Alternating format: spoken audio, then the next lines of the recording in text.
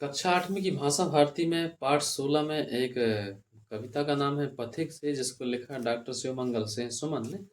और इस पाठ के बारे में मुख्यतः ये बात बताया गया है, पथिक से संबंधित यानी जो जीवन से चलने वाले हम सभी लोग हैं, उनके बारे में यहाँ पे कवि ने बताने का प्रयास किया है कि अपने लक्ष्य की ओर अग्रसर होने में पथिक के मार्ग में अनेक बाधाएं आती हैं, लेकिन मार्ग के सुहावने दृश्य, नदियां, झरने, पहाड़, वन भी अनेक सौंदर्य से उसे आकर्षित करते हैं। जो स्थिति साधारण यात्रा की है, वही स्थिति जीवन यात्रा की भी है। यदि अगर व्यक्ति ज़्यादा दुखी हो जाए तो वो भी अपने काम से भटक जाता है, ज़्यादा शोक हो जाए, है ना? इसके अलावा हताश हो जाए तो वो व्यक्ति अपने काम से विमुख हो जाता है। इस कविता में कवि ने जीवन पथिक को सचेत करते हुए परामर्श दिया है।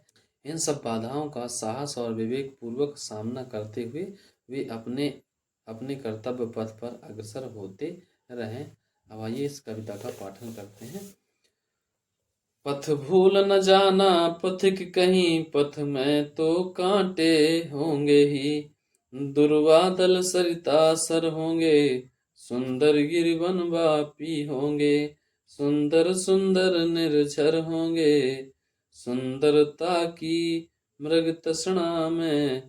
पथ भूल न जाना पथिक कहीं, जब कठिन कर्म पगडंडी पर राही का मन उन्मन होगा। जब अपने सब मिट जाएंगे, कर्तव्य मार्ग सन्मुख होगा।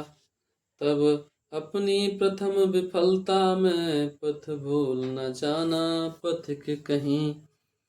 अपने भी विमुख पराये बन आँखों के सम्मुख आएंगे। पग पग पर घोर निराशा के काले बादल छा जाएंगे। तब अपने एकाकीपन में पथ भूल न जाना पथिक कहीं। रणभेरी सुन सुन बिदा बिदा, जब सैनिक पुलक रहे होंगे। हाथों में कुमकुम थाल लिए, जलकण कुछ ढुलक रहे होंगे। कर्तव्य प्रेम की उलझन में पथ भूल न जाना पथिक कहीं। कुछ मस्तक कम पड़ते होंगे, जब महाकाल की माला में माँ मांग रही होगी आहुति। जब स्वतंत्रता की ज्वाला में पल भर भी पड़ असमंजस में पथ भूल न जाना पथिक कहीं। तो ये भैया शिवमंगल सिंह के द्वारा लिखी कविता पथिक से यानी राही से।